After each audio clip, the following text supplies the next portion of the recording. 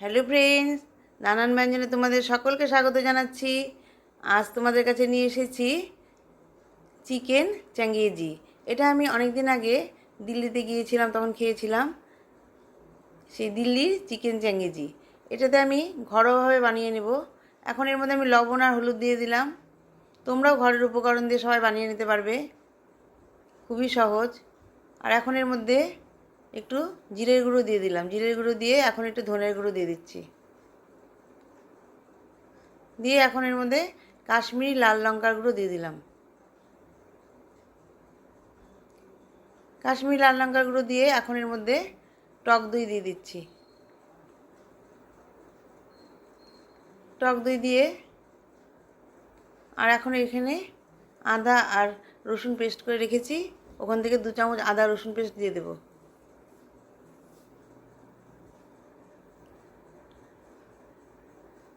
এখন এখানে আদা আর রসুন পেস্ট দিয়ে দিলাম, আর বাকিটুকুন পরে দেব। এখন এই আদা রসুন পেস্ট দিয়ে এখন একটু ভালো করে মিশিয়ে নেব। ভালো করে মিশিয়ে নিয়ে তারপরে এর মধ্যে আমি একটু ঘি দিয়ে দেব। আগে একটু মাখিয়ে নিই ভালো করে মাখিয়ে নিয়েছি। নিয়ে এখন এর মধ্যে একটু 1 চামচ ঘি দিয়ে দিলাম। ঘি দিয়ে এখন এর মধ্যে একটু লেবুর রস দিয়ে দেবো, পাতি লেবুর রস। ঘিটা দিয়ে একটু মাখিয়ে নিয়ে একটু পাতি লেবুর রস দিয়ে দেবো। দিয়ে কিছুক্ষণ ম্যারিনেট করে রেখে দেবো। কাছে দূরে বন্ধুরা, তোমরা যে যেখানে থাকো না কেন, প্লিজ একটু সাবস্ক্রাইব ও কমেন্টস করে আর লাইক করে পাশে আসবে। এখন এখানে একটু লেবুর রস দিয়ে দিলাম। তোমরা সবাই কমেন্টস করো, কিন্তু লাইক কিন্তু সই হচ্ছে না। আগে লাইক করবে, তারপর আমি তো সবারটা লাইক করি, তারপর কমেন্টস করি, কিন্তু লাইক করে তারপর কমেন্টস করবে, তাহলে তো ভালো লাগে। এখন এর মধ্যে একটু ঘি দিয়ে দিলাম। ঘি দিয়ে এখন এর মধ্যে আমি কুচিয়ে রাখা পেঁয়াজগুলো দিয়ে দিলাম। পেঁয়াজগুলোকে এখন একটু ভালো করে ভেজে নেব। পেঁয়াজগুলোকে ভালো করে ভেজে নিয়ে এখন এর মধ্যে পাকা লঙ্কা কাঁচা সেটা দিয়ে দিলাম, মানে কাঁচা লঙ্কাটা পেকে গেছে। এখন এর মধ্যে একটা টমেটো টুকরো করে দিয়ে দিলাম। দিয়ে ভালো করে মিশিয়ে নিয়ে এখন এর মধ্যে ওই আদা রসুন পেস্টটা দিয়ে দিলাম। আদা রসুন পেস্টটা দিয়ে ভালো করে মিশিয়ে নেব।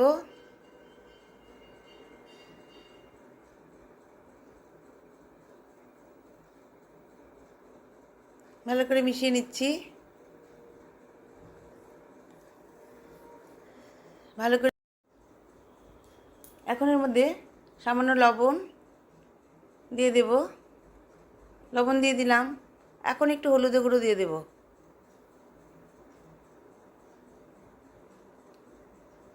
এখন একটু হলুদ গুঁড়ো দিয়ে এখন ভালো করে মশলাটাকে একটু মিশিয়ে নিয়ে একটু ভাজা ভাজা করে নেব।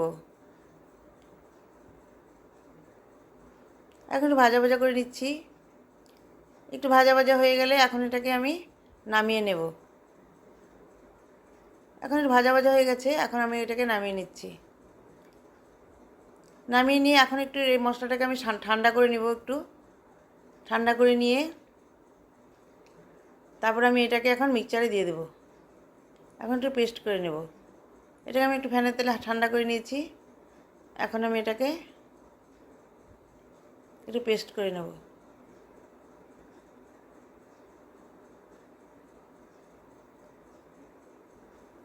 পরে কড়াই ধোয়া জলটা একটু দিয়ে দেবো এর মধ্যে।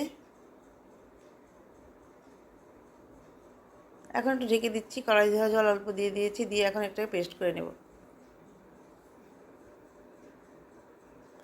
এদিকে একটা তাওয়া বসিয়ে দিয়েছি। তাওয়াতে এখন আমি চিকেনগুলোকে একটু ভেজে নেব, মানে একটু পোড়া পোড়া করে ভেজে নেব।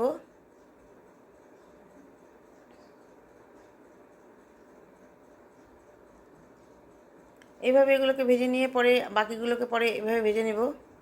আর তাওয়ার মধ্যে যে মশলাগুলো লেগে থাকবে ওগুলোকে আগে উঠিয়ে নিয়ে তারপরে আবার ওই চিকেনগুলো দিয়ে দেবো। এইভাবে এখন উল্টিয়ে পাল্টে একটু ভেজে নিচ্ছি। ভেজে নিলাম। ভেজে নিয়ে এখন ওগুলো ভেজে নেব একবারে। এখন উঠিয়ে নিচ্ছি এগুলো। সব ভাজা হয়ে গেছে। এখন কড়াইতে একটু সাদা তেল দিয়ে এখন আমি এর মধ্যে একটু বাটার দিয়ে দিলাম।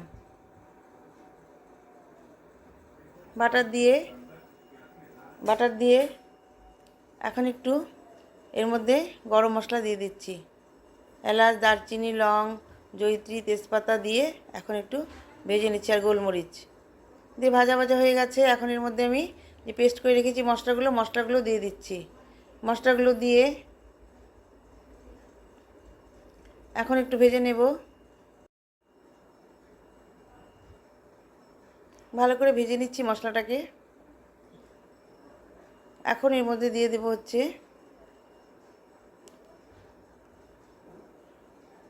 সামান্য লবণ,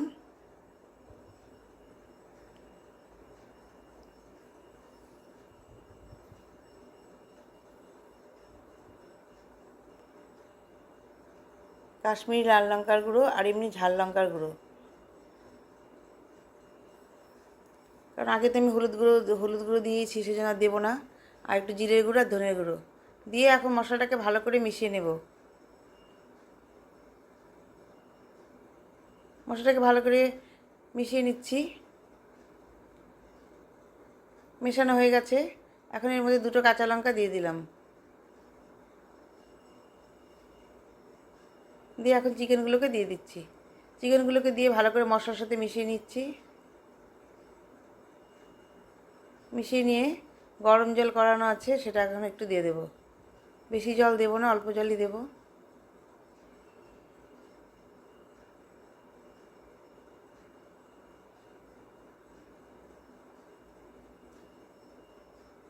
এখন এর মধ্যে গরম জল দিয়ে দিচ্ছি।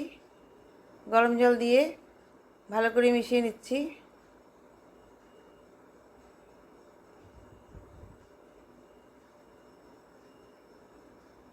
এখন মশলাটা একটু ফুটবে, সেজন্য একটু ঢেকে দিলাম।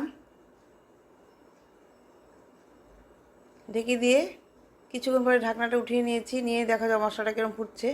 এখন এর মধ্যে ধনেপাতার কুচি দিয়ে দিচ্ছি। দিয়ে এখন নামিয়ে নেব। আমার রান্নাটা প্রায় কমপ্লিট হয়ে গেল। এখন আমি আর একটু জলটাকে শুকিয়ে নিয়ে তারপর আমি নামিয়ে নেব। নামিয়ে নিয়ে আমি এখন এই টেবিলে এটা সার্ভ করে দিলাম। বন্ধুরা, তোমরা যে যেখানে থাকো ভালো থাকো এবং সুস্থ থাকো এবং আমার পাশে থেকো। নমস্কার।